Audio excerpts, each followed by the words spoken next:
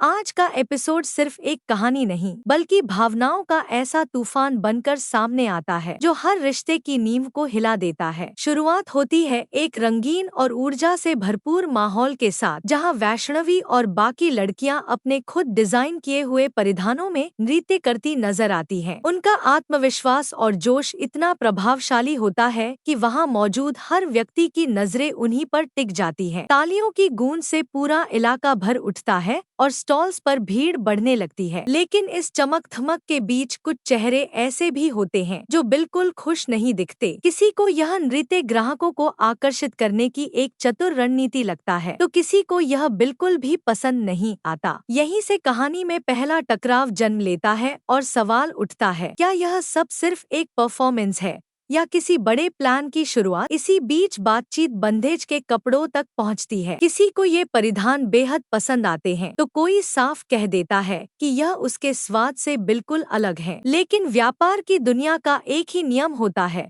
जो बिकता है वही टिकता है।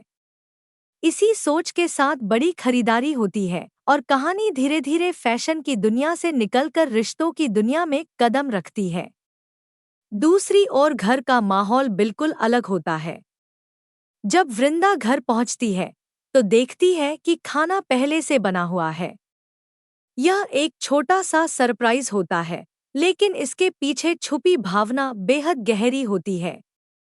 अंगद बताता है कि उसे घर के काम करना अच्छा लगता है क्योंकि यही सब उसे उसकी माँ की याद दिलाता है। यह सुनते ही माहौल भावुक हो जाता है और मन में सवाल उठता है, क्या माँ की कमी सिर्फ यादों से पूरी हो सकती है। इसी दौरान कहानी में एक छोटा सा कागज बड़ा मोड़ ले आता है। गलती से वह पानी में गिर जाता है, उस पर लिखा नाम मिट जाता है, लेकिन सच्चाई नहीं मिटती।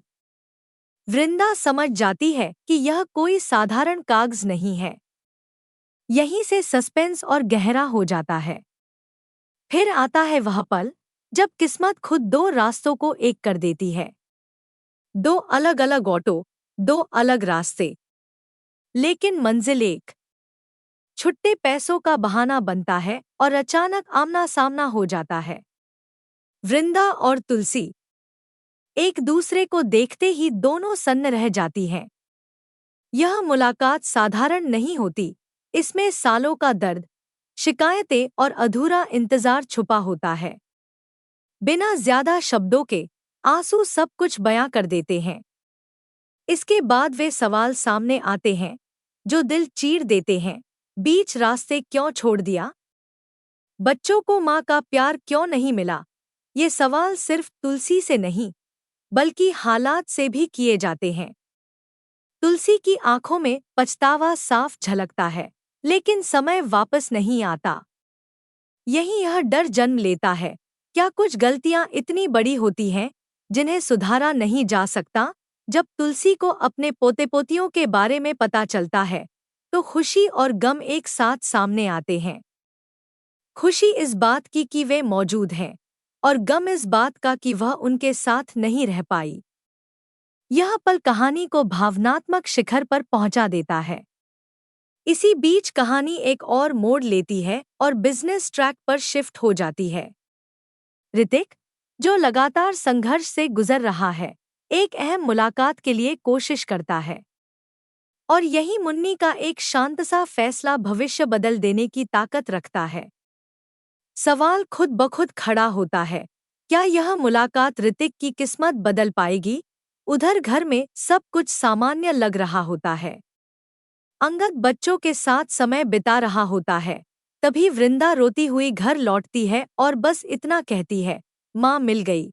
इस एक वाक्य के बाद सन्नाटा छा जाता है और धड़कनें तेज हो जाती हैं। और फिर आता है वह पल जिसका इंतजार सालों से किया जा रहा था। दरवाजे पर वही शख्स खड़ा होता है जिसे देखकर अंगद खुद को संभाल नहीं पाता। सामने तुलसी होती है। न कोई लंबा संवाद, न कोई सफाई, बस एक गले लगना जो सालों की दूरी और दर्द को एक पल में मिटा देता है। लेकिन कहानी यहीं खत्म नहीं होती। असली ड्रामा अब शुरू होता है। क्या यह मिलन सब कुछ ठीक कर पाएगा?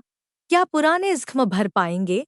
और क्या आने वाले एपिसोड्स में हर सच्चाई पूरी तरह सामने आएगी?